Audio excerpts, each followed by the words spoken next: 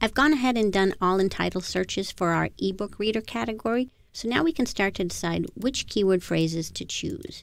Reviewing the approximate number of searches a phrase receives and how much competition there is for the keyword phrases, you can start looking for keyword gems, which you'll optimize the pages of your site for.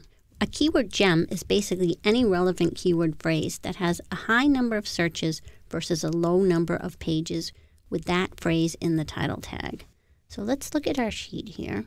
And here, this one sticks out at us. We've got electronic book reading device with 880 searches and only 147 all in title searches.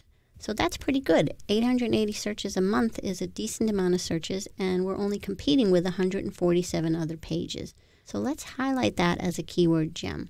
We just select it, and then we'll give it the color green for gem. Now here's this one's even better. It has 480 searches and only 6 all in title.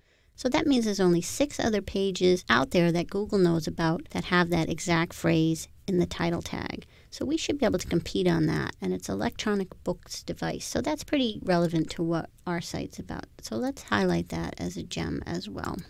Conversely, you'll also notice some phrases which I'll call warning words. These are the opposite of keyword gems in that they have a low number of searches and a high number of pages that may already be optimized for them as determined by all in title.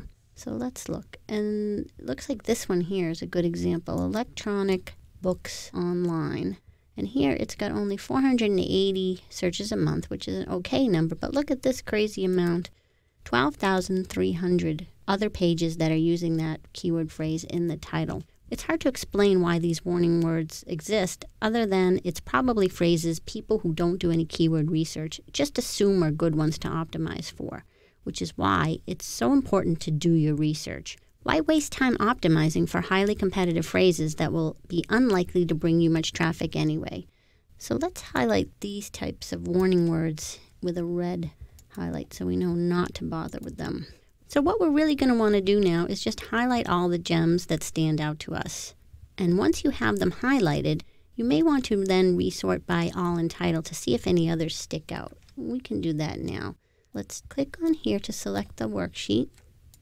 Click on data, go to sort, and we want to sort by all in title. Now this time we want to sort by smallest to largest, not largest to smallest, and we'll click OK. So now we can see these keyword phrases sorted by the lowest number of all in titles. Now we have to decide how competitive we can go with our particular site. Under 1,000 all in title searches are non-competitive, so those are really good ones for us to choose. 1,000 to 3,000, those are fairly competitive. 3,000 to 5,000, those are competitive.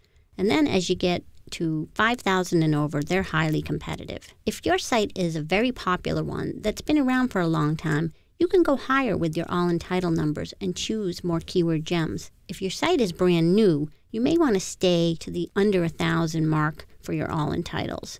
You'll need to go through this same process of marking off keyword gems with each set of keyword phrases for your site. After you've done this for all your relevant phrases, you should be left with a list of keyword gems. These are the keyword phrases for which you'll start optimizing the pages of your site. As you can imagine, if you choose the right gems and do a good job of your optimization, you'll start to see targeted traffic fairly quickly.